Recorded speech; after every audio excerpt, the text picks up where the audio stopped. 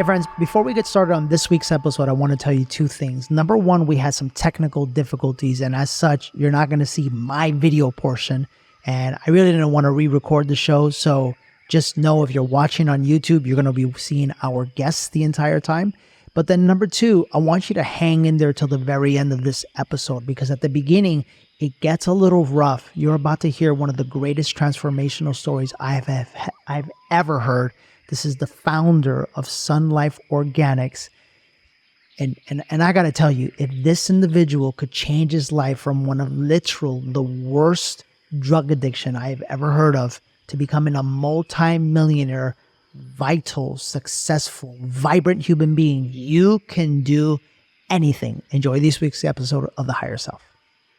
Welcome to this week's episode of The Higher Self. If you have ever wanted to improve your life in terms of your health, your body, if you've ever wanted to discuss, what the differences are between organic foods and non-organic foods, why it's so important to you, and if you've ever wanted to maybe help understand or help somebody understand addiction and how to break through it and how to absolutely transform your life, get ready, because this week's episode is going to do all of that and more. Khalil Rafati. Yes. Beautiful. Welcome. How are you? Thank you. Amazing. Thank you. And by the way, I always notice people's skin.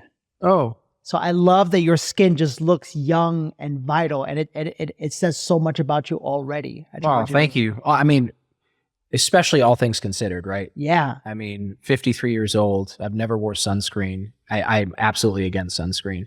And for me, that's not medical advice to anybody out there. No, but let's get into it. Why?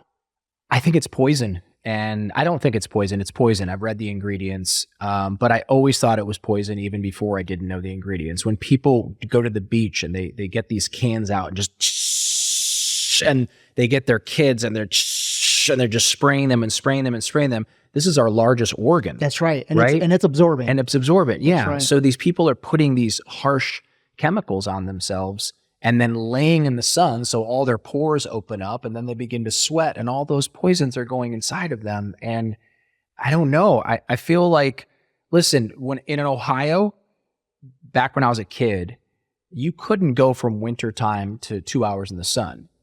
After getting burned a couple of times, you realize that you have to build your own natural sunscreen in your body, which is melanin, if I'm pronouncing that correctly. Okay.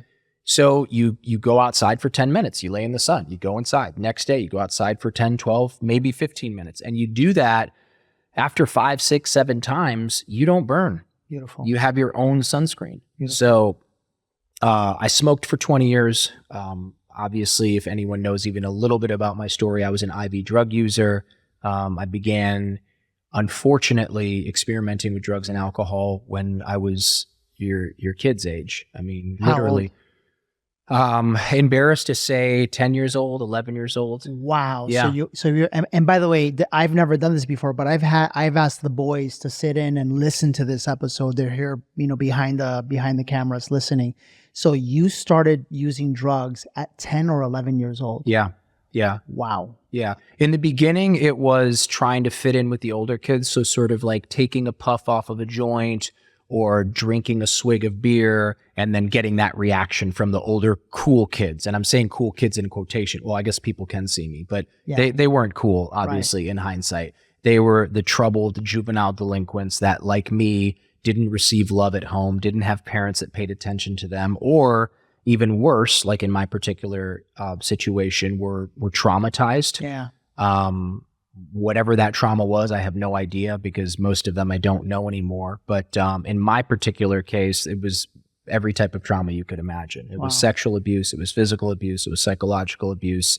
And I had 2 immigrant parents that didn't understand you're not supposed to just leave your kids alone. You're not supposed to just allow them to figure it out. I mean, I tell this story with a big smile on my face about how when I was 7 years old, I walked to the local mall. It's a couple miles away. It's not that far of a walk.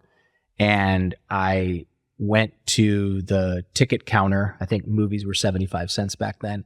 And I went to go see Saturday Night Fever, which was, I believe, 1977, 1978. So I was 7 years old. Right. And I said, oh yeah, my mom's coming. I'm supposed to go in and get seats or whatever. I mean, it was easy to lie back then and get away with whatever.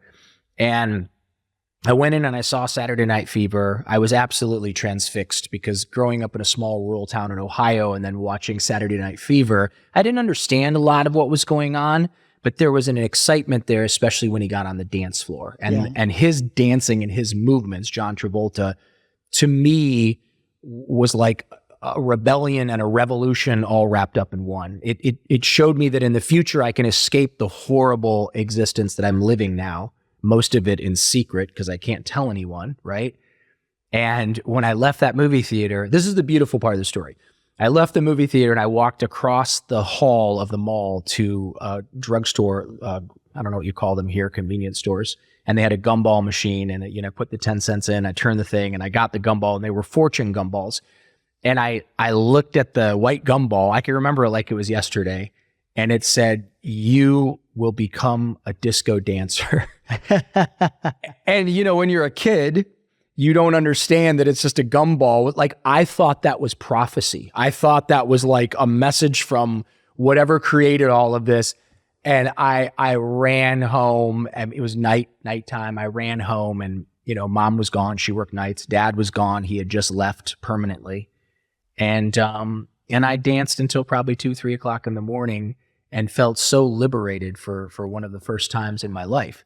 That's the happy part of the story. The sad part of the story, when I think about a son, probably. Khalil, you don't have to go any further than that. The sad part of the story is that you're 7 years old. My son is 7 years old right now. Man. I can't even picture him going down the block by himself. Yeah. You walked to a movie theater. Yeah. Bought a movie, watched the movie by yourself, came home. Essentially, you were living on your own at that age. Yeah. And watching a rated R movie with suicide, sex, drug use, alcohol, violence. So, if you think about the imprinting that was taking place at that time. But listen, whatever was going on that screen and however sad that story is, it was liberating for me because what was going on inside my home was far, far worse. Most of it took place when I was younger than him. And then some of it started to repeat when I was older because those types of traumas tend to repeat themselves because it becomes a self-fulfilling prophecy. And that's a whole, rabbit hole that we, could go down. Maybe at some point we'll go down, but it was sad. It was a horrific childhood. And so much confusion, so much guilt, shame. I felt dirty. I knew that something was wrong. I knew I had a half sibling that was 8 years older than me. And I knew what he was doing wasn't right. Unfortunately, when I went to my mother out of desperation finally and grabbed her, she was putting on her makeup in the mirror and I grabbed her and I said, "Please make him stop. Please make him stop." And she didn't even look down. She just shooed me away as she said, "He's just tickling you." And that was one of the definitive moments in my early childhood where I knew that I was unlovable, that I wasn't loved. Wow. Yeah, it was horrible. Wow. And so at what point in time did the drugs use start?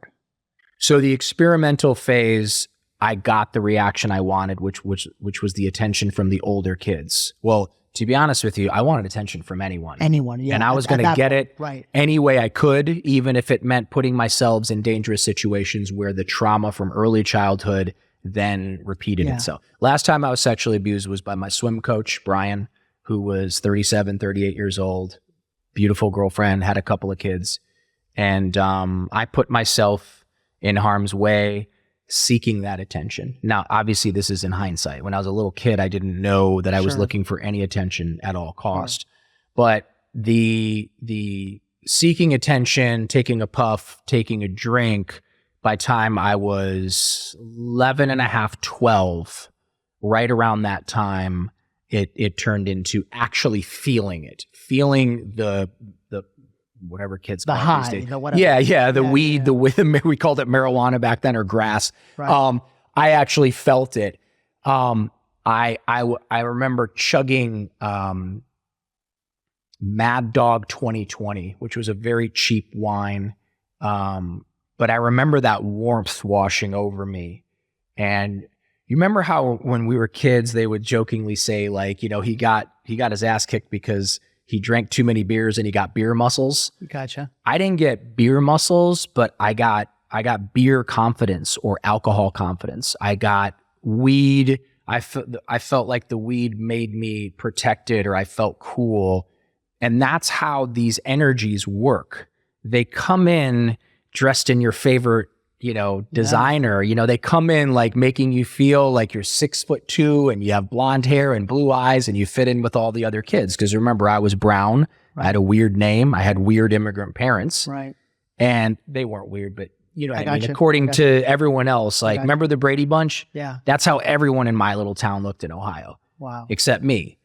So, but when I drank and when I smoked the weed, I felt like all of a sudden I looked like them and I was cool and I was accepted. And unfortunately, you know, alcohol and drugs are very, very insidious. And so they can lure you in and make it seem like they're cool. And you look at the kids that are doing it, they're often the troubled juvenile delinquents that are getting in trouble. That rebellion as a child can also look cool. You know, as adults, we can go, those kids are messed up. Those kids are dying for attention. Those kids are going to end up losers because people didn't love and care for them. Right. And that but when you're that age, you think they're cool. They're cool. Yeah. Because they're doing what you're not swearing. Supposed to do. Right. They're swearing when they're not supposed to swear. Right. They're sneaking things that they're not supposed to sneak. I think most of it at that age was attention seeking, but then it steamrolls into all of a sudden a sip becomes a beer, becomes two beers, by time I was in my second year of sixth grade, because I failed kindergarten, which I don't know how is possible. And then I failed kindergarten. Yeah. Yeah. I was so emotionally shut down and traumatized from what was happening at home. I couldn't do the most basic things. I couldn't listen. I couldn't sit still. Or I would fall asleep a lot and get in trouble for that because my diet consisted of like gummy bears and Pepsi and, you know, Little Caesars pizza. Oh my God. Yeah. So my second year of sixth grade, when I had to go back, I mean, it seems silly now, but as a child, going back and your classmates are all in seventh grade and you're in sixth grade. And remember, I was already older than my classmates who had gone on to seventh grade. In the private Catholic school that I was in, the strict private Catholic Jesuit school that I was in, you know, they just stare and point and laugh like you're stupid. Right. You know, you're retarded. I don't use that word anymore, but at that time, like these kids were calling me retarded. And it was bad enough already. You know, kids' parents, not all of them. There were some really good people in my hometown, but I do remember being your boy's age or maybe a little bit older and like going to my friend's house and knocking on the door and, you know, hey, is Jimmy here? And the father coming to the door. Well, first the mother coming to the door and looking troubled, then the father coming to the door and saying, you're not allowed in my house. And by the way, you go tell your daddy that you Arabs ain't nothing but with towels wrapped around your head. God. Yeah, that was Ohio in the 70s. Called Dune Coon, called, you know, Sand, called all these different names, which, you know I'm not supposed to say those things out loud, especially in today's cancel culture day and age, but it's... What's your experience? It's my experience. That's what happened. Yeah. So, but when I had to go face those kids who had gone on to seventh grade and, you know, you walk down the hall and you pass one another and they're all cracking up laughing. That's when I went on my own and went downstairs to my beer can collection, and many of the beer cans were full, and I just began cracking open beers and doing anything to escape what I felt. And by the way, what I felt was panic attacks, which I didn't know what panic attacks were. I just assumed that I was going crazy, and I thought if I told anybody that they would lock me up in a rubber room. And remember how they had the straitjackets back then? I remember those. One of my biggest fears. One of my biggest fears. You know, I want to mention something. It's so interesting. You know, the relationship that I have with my boys. I don't I don't want them, and their mother Claudia is the same way. I don't want them to ever feel like there's anything that they can't tell me or that they can do. As a matter of fact, my 7-year-old the other day, he has this song that he listens to, and there's an F word in the song, and he's like, Tata, I would really like to like one of these days just like say the word, and I go, Papi, just say it. Yeah. It's okay. Just say it with me. Yeah. He's like, really? And I'm like, yeah, there's nothing wrong. Yeah. It's just a word. Yeah, it's just a word. It's because, society puts all these constructs around what's right and what's wrong. Yeah. And then kids grow up with this shame and this guilt about just doing and being what feels good to them. Yeah. Yeah. And I know like sometimes I say fuck. Yeah. And I like saying it. Yeah. You know what I mean? And so I want him to feel free to say it. And what you're saying is that, there was so much shame and guilt around, number one, what was going on at home, but then on top of it, the constructs that society puts around you and what is good and what is bad and what is right and what is wrong. Like I can imagine that must have been like a mess. Yeah. I mean, thank God they don't put dunce hats on kids anymore, but they made you wear a dunce hat. They made you go face the corner. They spanked your knuckles. They paddled you in front of the other kids. They made you write on the board, whatever. I don't even remember what they made me write over 100 times. I will not talk in class. I will not talk in class. I knew, my soul knew that it was wrong. Yeah. And thank God teachers now are now much, much, much better. I know there's big controversy around, stuff that's being taught in schools, but I'm just saying in general. Mm-hmm.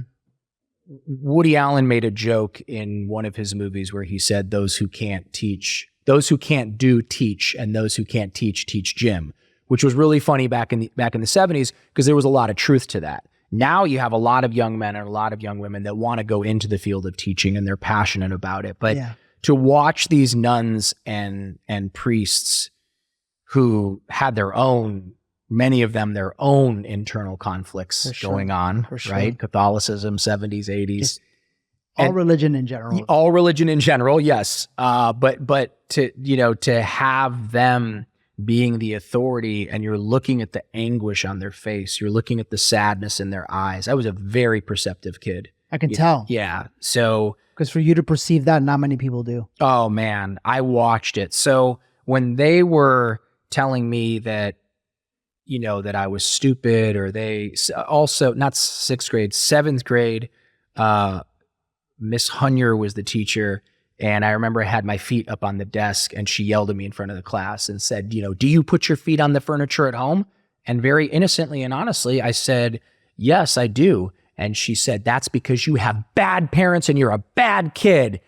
And I literally just, out from my mouth came, and you are a bitch. Yes. And everyone was like, like he didn't just do. And she came over and grabbed me and dragged me out in the hallway and, get to the principal's office and tell her what you've done. Yeah. And I knew I was right. She had no right to talk badly about my parents. No, and that's the way you expressed it. Yeah. But you were right. Yeah. I shouldn't have called her a bitch. But So super rough. So then now imagine, getting older, getting into adolescence, getting into puberty. Now I'm that cool kid, but I'm not. Right. I'm dying on the inside. Right. I'm terrified to tell anybody anything. Even when my dad would come back every 6 months or sometimes once a year to visit, I couldn't tell him what had happened to me or what was going on. He would have beat the shit out of me. My dad was a proud, angry, violent Muslim man who the solution to everything was a beating. And this was the, kind of beating. And then this was with the back of the hand with the Rolex imprint on my face. That was the, bad beating. And then unfortunately my mom got this.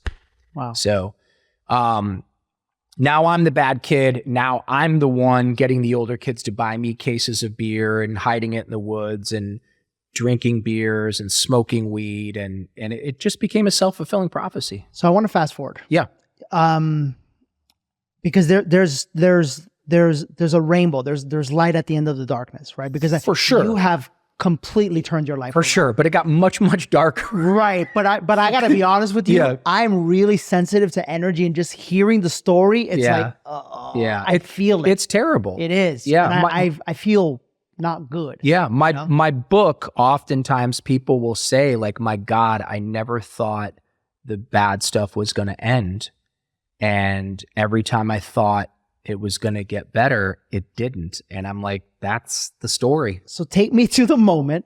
Fast forward me a little bit. Yeah. Take me to the moment. You obviously got to a point where you were completely addicted to drugs, right? Yeah. And then what changed? That's what I want to know. Blackout drinking, binge drinking, experimenting with heavier and heavier drugs. That was all sort of like, I don't know. I didn't think I had a problem. But then at a certain point, well, I'll tell you the first time. The first time was when I was living in Malibu. I was in a band. My friend David's friend Christian was visiting, and he was very concerned, and he gave me that like talk, like, you know, hey, dude, you gotta, you look bad, like, right. And of course I was very defensive, and I said, well, look, you know, you do this and you take pills and you take ecstasy, whatever. And he's like, dude, yeah, once a month. He's like, you're doing stuff every day.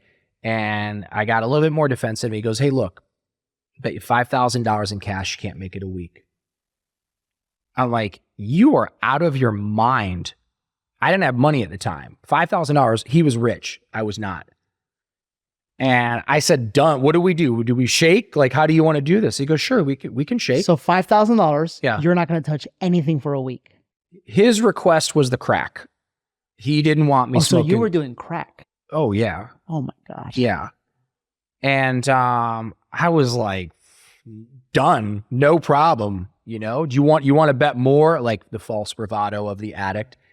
And he goes, no. Let's just, you know, let's just leave it at that. $5,000 cash. You know, I'm good for it. And I did, because from time to time he would borrow my car for the week, and then he would just hand me like $1,500. Yeah. So I said, done. When do we start? He goes, right now. I go, great, cool, whatever. You know, lit up a cigarette, went next door to my apartment. I was in the other guy's apartment, and go next door. I'm like bragging to my girlfriend, like, you're never going to believe what Christian said, you know, blah, blah, blah, smoking my cigarette. And, you know, all of a sudden, you know, my foot's tapping, and she's like, and you're going to do it? She was so relieved. I'm like, yeah, of course I'm going to do it. $5,000. And she's like, oh my God, thank God. This is great. She went over there. They're all talking about, I'm like, what? Well, like, what's with the drama, folks? Like, it's a week. I can do that standing on my head. Yeah, but they knew the truth. The truth is, so back in LA at that time, the way that I was scoring was through, they called them the Border Brothers, but it's the Mexican Mafia. And they start at 8:30 in the morning and they stop at 8:30 at night. And that's the rule. And not 1 minute earlier, not 1 minute later. It's one of the most disciplined organizations I ever dealt with. And that's not a good organization to deal with, by the way. Well, it was convenient. And here's the difference between dealing with, I'm so hesitant to like say the truth because I'm worried about getting canceled, but yeah, it's just,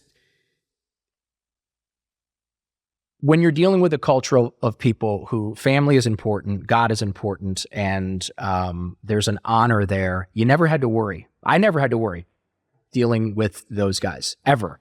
They showed up on time.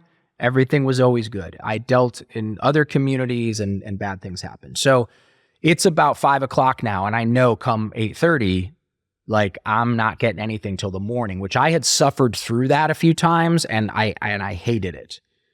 And by like 6 o'clock, I'm like saying things to my girlfriend, like, well, maybe we could talk to Christian. Maybe we could start tomorrow. And she's like, Khalil. And I'm like, no, it's fine. It's fine. We don't have to. And then all of a sudden, 6 or 6:45.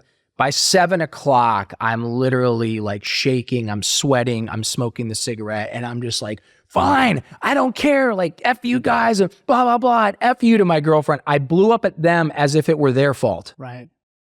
And I got in the car and I went and I scored. So you went? Of course. Yeah. I was an addict.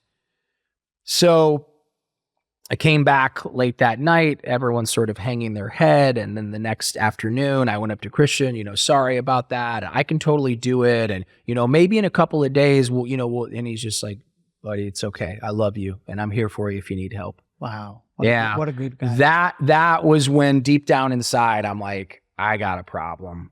But what do I do? I'm not going to AA or NA. I'm not going to rehab. Like, what do I do? Well, maybe I'll stop doing heroin. I'll start doing coke, or maybe I'll only do, heroin, but I won't, it's this, it just gets worse and worse and worse. Khalil, and worse. Just hearing you say those names of things that I would never in my life ever attempt to even think of doing. And for you, they were normal. All day, every day.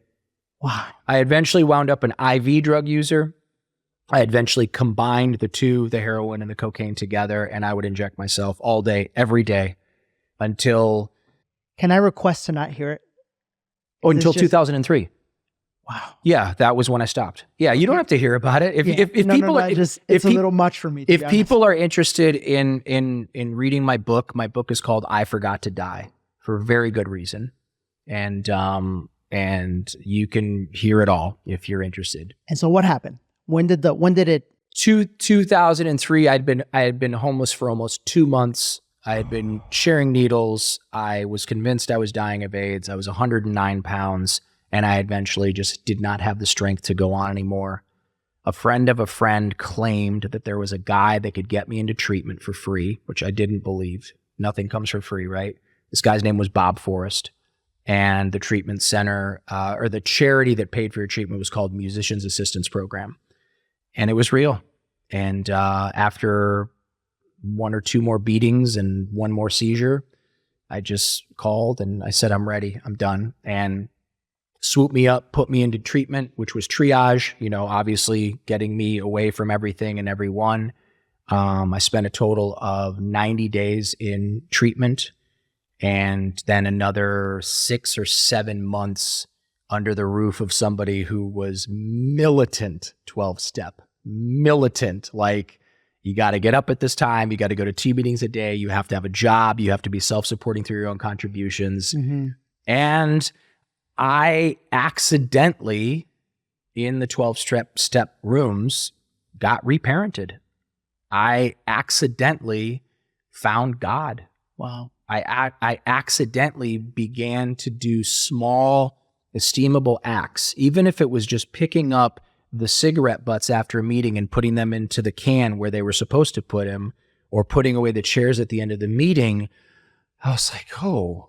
But how beautiful, because it was you in the smallest way giving back, yes. doing something good, yes. feeling valuable. And what I was taught by these old men with their pants up to here, trust God, clean house, help others. And if you see a piece of trash on the ground, pick it up, throw it away. Don't look around to see if anybody saw you do it. If you go to the grocery store, take the cart and return it to the front. And again, even if it's raining, and don't look around and look for a pat on the back. Just put the cart back, pick up the trash on the ground.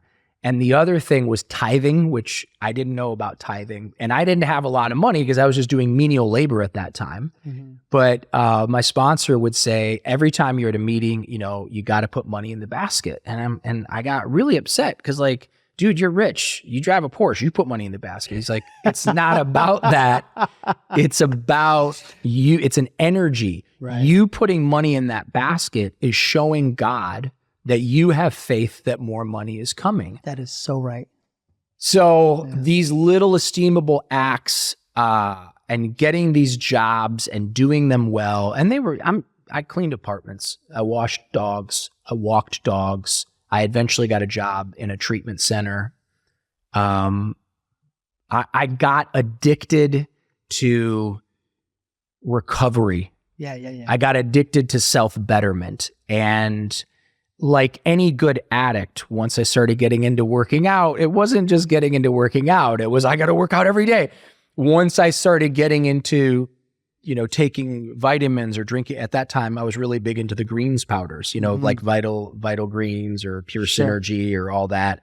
I got very addicted to that. And then I finally was able to join a gym, and I started long before people were doing the saunas and the cold plunge and all that. Mm-hmm. I would go into the sauna and I would take a boar's head brush, a brush made of boar's hairs, and I would scrub my body while I sat in the sauna, scrub my face, scrub my neck, scrub my whole body. You're all in. Yes. Get in the cold shower, get back in for 20 minutes, scrub my body, get in the cold shower, 2 hours at a time.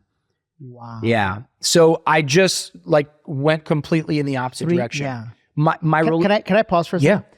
As you're telling this story, you know what I'm thinking? What's that? And this is like how beautiful life is, but your story is my story. It's just a little different. Mm. In that I was addicted to success and to power and to being validated by others and to the outside world and to materialism, right? It's an addiction. It's obviously not the same, but it's an addiction.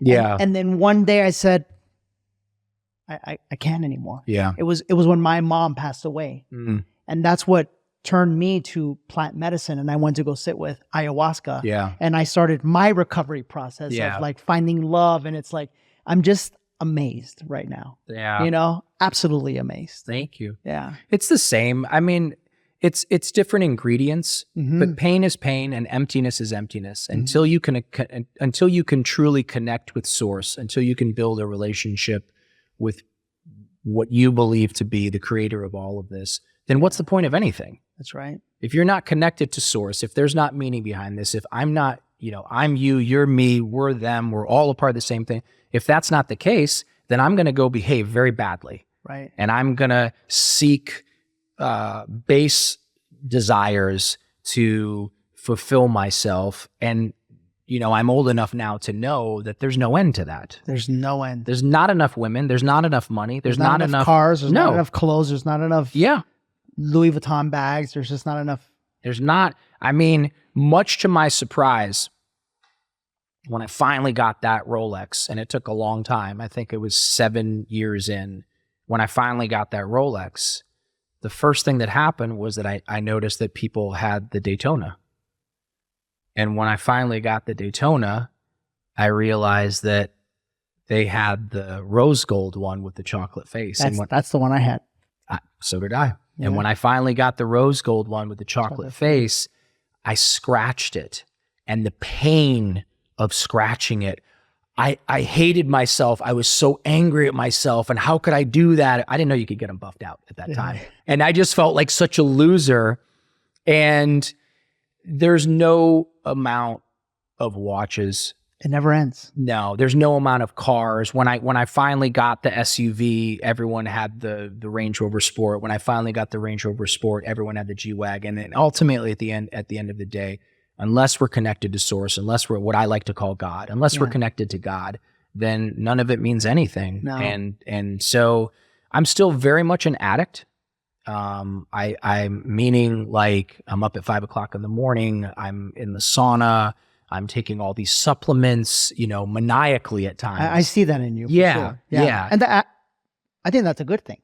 There's nothing. I mean, it's like, Well, what's the ROI, right? Yeah. So if I do intermittent fasting, which I do, and then I am putting some methylene blue and some amino acids and some creatine, some super high quality creatine in my body, and then I'm doing these super intense workouts, the explosion of serotonin and dopamine that I'm going for, right. Well, the side effects are I'm stronger than I've ever been.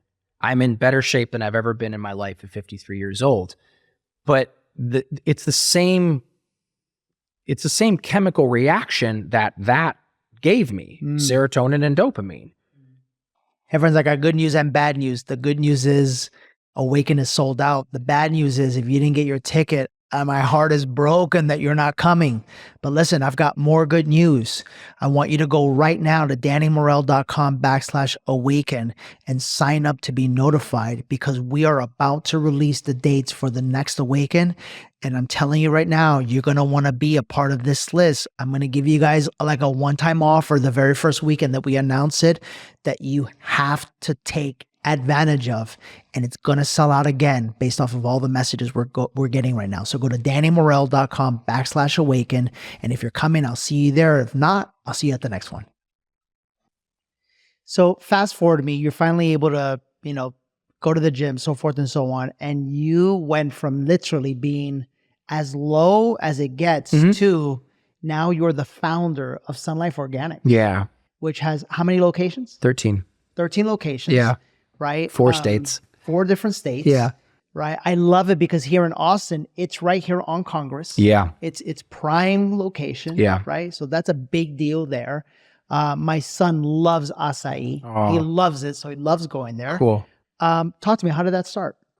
It started as a byproduct of my relentless pursuit of, number one, being able to afford all that stuff because it's expensive. Yeah. So the Expo West show that I was just telling you off camera or off mic, Expo West is the largest event in the world. It happens once a year, and it's all of the top manufacturers and purveyors of anything health and wellness. Got it. Anything you want that's health and wellness is there, and you have to be in the industry. You have to get you a badge. Okay. And I swear to you, if you go, your mind will blow. Oh, I'm gonna go. Because you'll see 50 different acai purveyors, 50 different matcha purveyors. You'll find all the different macas, all the different, greens powders. But more importantly, like I was saying before, is you get to meet the founders and you get to look at how they look. Right. Because sometimes, a lot of times, people just want to make money. That's right. Right? So I got real lucky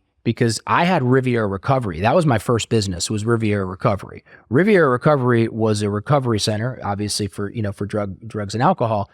And I hated it. I started it on a shoestring and a prayer. I invested almost exactly $75,000 to start the business. And I think the second month we did like 80 grand in sales or not sales. I feel terrible saying that, but revenue. Yes. Thank you. So, imagine like I'd never had money before. So I'm like, oh my God, I'm rich. First thing I did was I raced back to Ohio and I bought my mom a house because I didn't want my mom. I was always scared I was going to relapse. So I wanted to make sure that my mom was going to be taken care of. The next big chunk of cash that cleared, I set up an annuity for her. Once I did that, once I knew my mom was taken care of, and by the way, the way I describe my parents, it's sad. Unfortunately, it's true. But listen, they did the best they could. It's not my father's fault that I wound up the way I did. It's not my mother's fault I wound up the way I did. It's my fault. I was selfish, and me feeling good meant more than you and you and you. I wanted to feel good at any cost. So I had a lot of help getting there, but at a certain point when you're an adult, come on, you can't blame your parents for what's going on when you're an adult. It's very powerful of you to say, especially with your circumstances. Well, but that's the road to all personal power, is accepting responsibility. My mom was abandoned on a doorstep during the war, and my father, when he was 12 years old, had his land taken away from him.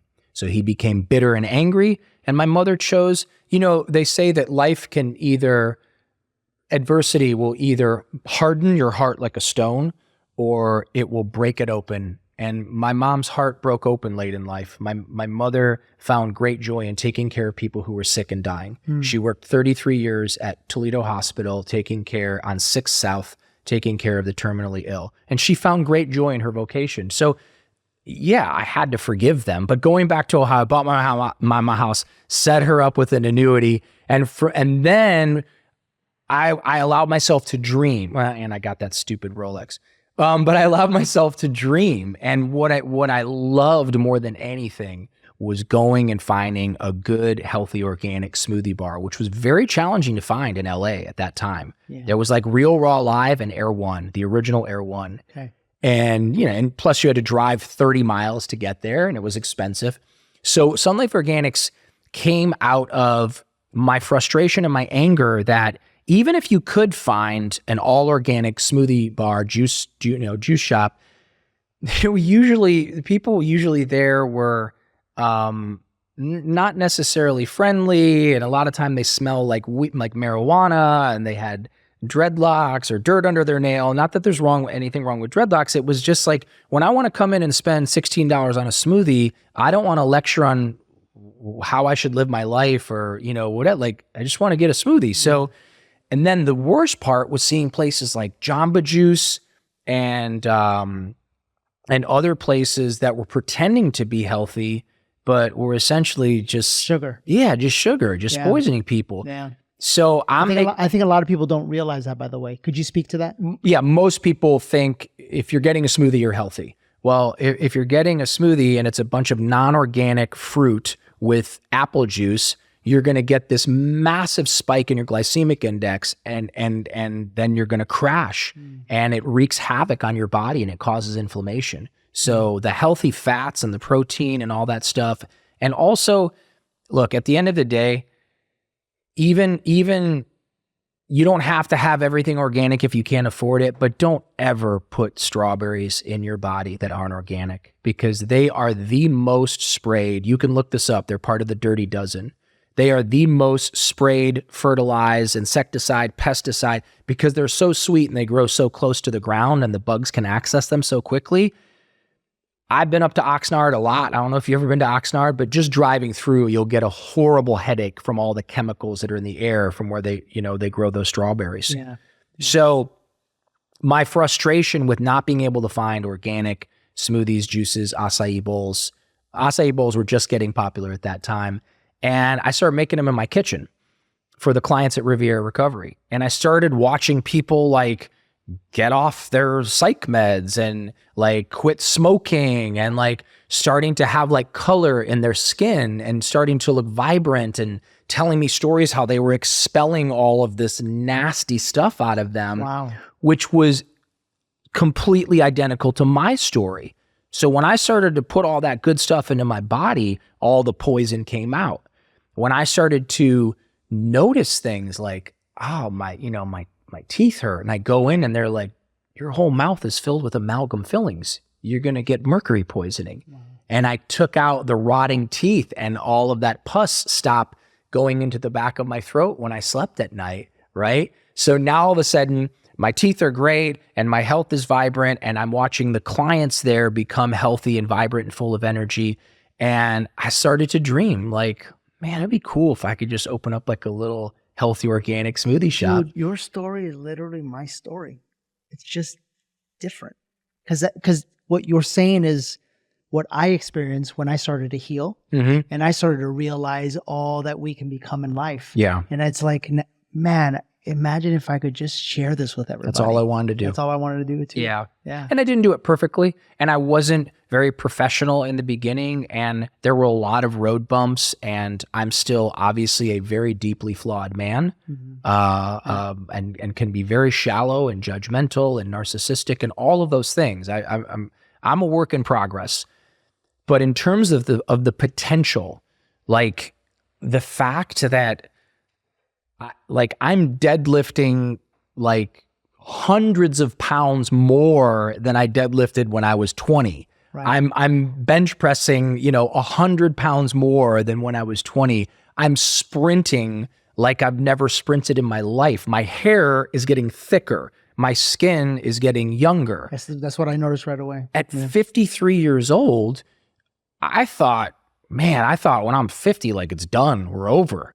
You're just getting started. Just getting started. Yeah, man. And then having my own, after 17 years of absolute sobriety, meaning I didn't even want to take an Advil. Like I was so gnarly, into the 12 steps for the first 10 years, and the next 5 years sort of on and off.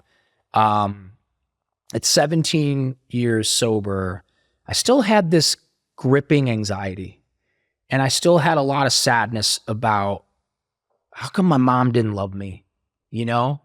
I had this sadness for my father, not resentment, but sadness for my father, that I knew that he was going to die alone and sad, and that he had missed most of the great joys of life, connection, intimacy, God, family, all that. And at 17 years sober, through a very strange set of circumstances, I accidentally found myself sitting on a patio with two very close friends and a shaman. And he started talking to all of us about how we were going to take the first medicine, and then we're going to take 30 minutes later, we'll take the next medicine. And I'm like, so you did plant medicine? Oh, I thought they had invited me there. These were very famous, very wealthy people. I thought they invited me there because they thought I was such a spiritual giant that they wanted me in their presence. When they invited me to their home for the weekend, I was beaming. I told my girlfriend, so-and-so and so-and-so are going to do a plant medicine ceremony and they want me at their house. Oh, no, She's they like, want you to take the medicine. I had no idea. They wanted to gift me a session. So this dude starts talking like we're all going to do it. And I immediately thought like, oh my God, I got to poo. I got to go to the bathroom. Right. And maybe an hour later, he was handing out the first dose. What medicine? He won't talk about it. Okay. It's one of the things I didn't enjoy about it. He won't discuss what the medicines were, but I will tell you that I had the most cathartic spiritual experience of my life. I didn't know a human being could cry like that.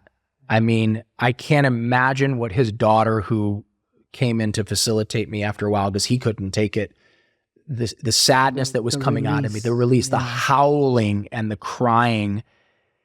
And then in the midst of it all, I was able to go to my mother's soul and I was able to ask her, Mom, why didn't you love me? Mm-hmm. And she said, honey, look. And she showed me what my father was doing and how he was treating her. I mean, I knew anyway, but when you're in that space of no ego, and your mother's soul is showing you how she was suffering from Stockholm syndrome, he would beat her into a pulp on a daily basis. Beat, not slap like we got, beat. Because that just, I don't know why he did that with her and not with me. I wish it would have been the opposite. And she showed me, and our souls cried together. And she said, I love you so much. And I wish things were different, but you chose me before you were born. And you chose your father. So don't say you hate him. That's right. You chose him. Now, I wasn't able to access my father, and that's okay. I wasn't supposed to, but I was able to see my life in a way without all of the layers of the onion. And I had 20 years of therapy in one evening. I had about a week of I know the feeling. I had about a week of integration afterwards. I've done 3 ceremonies total. Each one was totally different, and each one had a different message. But again, I thought I knew what love was. The love I have for my woman, the love we have for each other, the love I have for the world, for God, for human beings. I feel like I'm living in a different universe. So, drugs, in quotation marks, can be an incredible tool. But when used for narcissistic purposes or to escape, they are so dangerous. And here's the thing. The darker forces, the darker energies will take your soul without your consent. Mm-hmm. I learned that very late in life, that none of that was cool. All of that was dark and horrible. But now to be so close to God, so close to my girl, so close to source all the time with gratitude. And then the great joke, once you stop caring so much about money and abundance and prosperity, it just flows. It just flows, yes. All of a sudden landlords are like, oh, you know what? I'll pay for your build out. And you're like, wow. What? Yeah. You know what? Forget about the rent. We'll do percentage rent. If your heart is in the right place and you're truly aligned and you're truly integrated and you're speaking to the best of your ability, truth, then you can do anything. You can. You absolutely can. It's so funny that you say that, but so many people ask me, to this day, like our Instagram or everything is exploding right now. Mm-hmm. And my friends will say, okay, so how did you do it? Like what happened? And I say, honest to God answer, because I tried everything. I tried buying celebrities to come to my events. I tried everything. And I said, honest to God answer.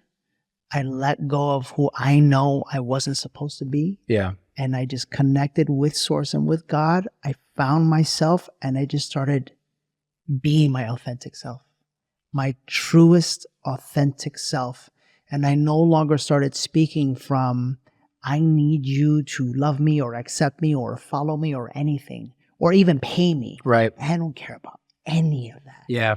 I would just love for you to experience what it feels like to find your heart like I did. Yeah. And like, pivot. Yeah. I almost can't contain it, man. Yeah. It's exploding.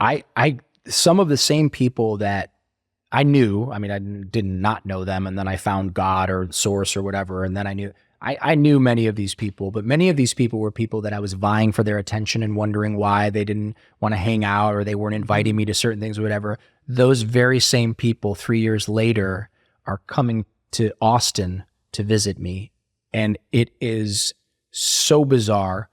And you know, all the Instagram stuff, if you go back 5 years and you look at my Instagram, you'd throw up. You'd be sick to your stomach. Private jet this and 300-foot yacht. That was me. That was disgusting. Disgusting. Dude, you're literally me. This is crazy. Wow. But the craziest part is I never felt comfortable in those situations. I never felt comfortable. Even if I would explain underneath the post, I call it humble bragging. This isn't my jet. I didn't pay for it. This isn't my yacht. I've just been invited here. Humble bragging. Right. It's still bragging, and it's still gross. Right. The greatest moments, and it doesn't matter if it's with your son coming in to get an acai bowl, or it's so-and-so who flew in on their private jet to come hang out with me because they're feeling lost and the movie industry is robbing them of their soul. Either situation, the true joy, the things that truly, I can say light us up, but for me, light me up, you can't take out your phone and photograph it. Yeah. You can't, you know? First of all, it'd be gross. Second of all, those people would then never want you backstage, or they would never want to give you their book a year before their book comes out, or whatever the situation is. It's not about Instagram. It's not about social media. I do it because it sells a lot of books, and my book is in 4 languages around the world now, and I get messages every day from people who claim that they got so much strength for suffering through reading my book, but then knowing that there's a happy story at the end. Yes. When you look at people like Elon Musk or Jack Dorsey or Tim Ferriss or whatever, it's cool and it's inspiring. But when you look at a dummy, when you look at a guy that was born to lose, when you look at a guy that didn't even finish high school, who failed kindergarten and 6th grade, that's now living a life beyond his wildest dreams, the message should be, if I can do this, whatever this is, you can do anything. Absolutely limitless. But if you go about it because you want the watch and the car and the bevy of girls, you know, to hang out with or whatever, you might get it anyway. And then your life will be a wilderness of pain. That's the clip, by the way, just so you know. Yeah, absolutely. I want to end with this. Yeah. Because my kids are listening and I want them to hear this. Talk to me about why acai, why juices, why... Just give me some basic... And this is for all the humans who are listening who maybe don't understand why what you consume is so important. Just give me like a little... 3 to 5 minute cliff notes. Yeah, I mean, how to become a healthier human being. God, I mean, I would say first of all, read Sugar Blues. It's an old timey, painfully boring book, but I promise you, if you were to read a third of Sugar Blues, you would never put sugar in your body again. You're talking added sugar. I'm talking processed sugar, added sugar, high fructose corn syrup, or processed sugar. Never again. It is the devil. Yeah. I believe that. Yeah, it is the devil. I believe that. Secondly, I'm sure if we could find the original wheat and it wasn't sprayed with glyphosate and genetically modified 75 different times, it's probably pretty good for you, right? However, the wheat products that are out there will kill you. They will destroy your microbiome. You won't be able to digest your food. You will get swollen. You will be lethargic. So you do not eat bread? God, no. Absolutely not. Okay, done. No more bread. Yeah. I don't eat bread. I don't eat processed sugar. The way that I think about health is we're a species. We're part beast and we're part angel. Thank God. And I think my job is to be more angel than beast. And that's my daily struggle, right? The spirit is strong, but the flesh is weak. But we are a species. We're animals. And the way that we ate, we were hunters and gatherers. We foraged, right? Every now and then we got a mammal. We would take it down with our bare hands. And because you could derive so much nutrition out of that one giant kill, that was definitely a part of our diet. But eat plants, nuts, vegetables, fruits. If you're into meat, make sure it's grass-fed, grass-finished, and as humanely harvested as possible. Do you eat meat? I do eat meat. Okay. Yeah, I do eat meat. But as a kid growing up, I eat meat, bacon with my Egg McMuffin and chicken nuggets for lunch and some sort of horrid Stouffer's Salisbury steak for dinner. As an adult, the only time I'm putting animal products into my body are once a day, and that's for my evening dinner. Got it. So and it is the highest quality imaginable. It is, U.S. wellness meats or stuff that my friends have taken down with a bow and arrow, elk, bison, grass-fed, grass-finished, pasture-raised, all that stuff.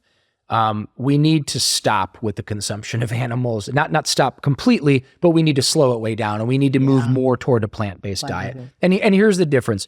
If you come into SunLife Organics and you have a regular American diet, I can promise you, if you have one of our acai bowls, like a samurai bowl, you're going to walk out with almost 40 grams of protein, plant-based protein in your body. You're going to have superfoods in there. You're going to have healthy nut butters, raw healthy nut butters, everything organic. You're going to walk out that day. You're going to go back to the office and you're going to be shooting lightning bolts out of the palm of your hand. You're going to feel energized. You're going to feel amazing, right?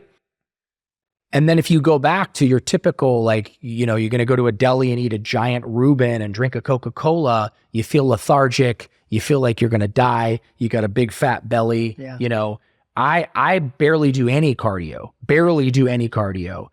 Whereas 15 years ago when I was eating wheat and drinking Coca-Colas and thinking I was healthy, I had what every guy gets, which is a fat old man, round face. Oh, dude, my face was like that. Yeah.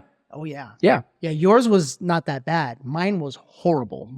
It was like a Humpty Dumpty. Yeah. Sat on the wall, oval. Yeah. I mean, I had fat in my eyebrows and the back of my neck. I had fat everywhere. Yeah. Yeah. Well, when I stopped the wheat and I started eating organic and I started to be mindful about what I was putting in my body and I eliminated the sugar, my face literally went like that. And I looked in the mirror and I looked 15 years younger. And it blew my mind. So I think almost everybody out there is dehydrated. You got to hydrate. You have to hydrate. I'm developing a hydration product now that when it's done, I'll walk it over to you if you're still here. Perfect, yeah. I think most of us are deficient in vitamin D, especially if you live in areas where there's not a lot of sunshine. I think the statistic is like 80% of people are deficient in magnesium. You got to get magnesium. The amino acids that we were talking about earlier, whether it's branched chain or whether it's regular amino acids or both together, I think amino acids are the building blocks of life. I drink them every day. Yeah. So just hydrate, amino acids, magnesium, vitamin D, and some sort of essential fatty acids, whether that's fish oils or whether that's flax oil or whatever. If people do that, and do nothing more than go for a walk every day, even 10 minutes. Just breathe and go for a walk. Does this guy not sound like what it is? This just what I was doing? You will find a vibrance and a reservoir of energy that you can draw from to go and live the life beyond your wildest dreams. Stop it right there. That was it. You said it all. How do people get a hold of you? Unfortunately, Instagram, or fortunately, however you want to view it. I would say that's the easiest way. I just a couple of days ago started messing around with TikTok and I already feel disgusting. The Twitter thing is bizarre. It seems just like a cesspool of discontent. So I would say just at Khalil Rafati. And most of what I'm putting out there, 90% of what I'm putting out there is just positive, uplifting, to the best of my ability, doing my best to live the life that God intended me to live. Yeah, man. Yeah, I feel you. Thank you, brother. Yeah, for sure. Thank you. And SunLife Organics. There's one here in Austin. Yeah, SunLife Organics. I'm going to take the boys so that I want them to connect the dots. And boys, when you see this place, I want you to know this was a former drug addict that now has these beautiful locations all over the place. Where are they at? I have 8 or 9 in California. I have 1 in South Beach, Miami, 2 here in Austin, Texas. Vegas opens in a couple of weeks. And there's a bunch more coming. There's a bunch more coming. The book is I Forgot to Die. Okay. That's the memoir and the gnarly, dark novel. It's a bestseller. It's on Audible. It's in Spanish, it's in Russian, it's in a bunch of languages. The second book, interestingly enough, is called Remembering to Live: Lessons I Learned Crawling Out of Hell.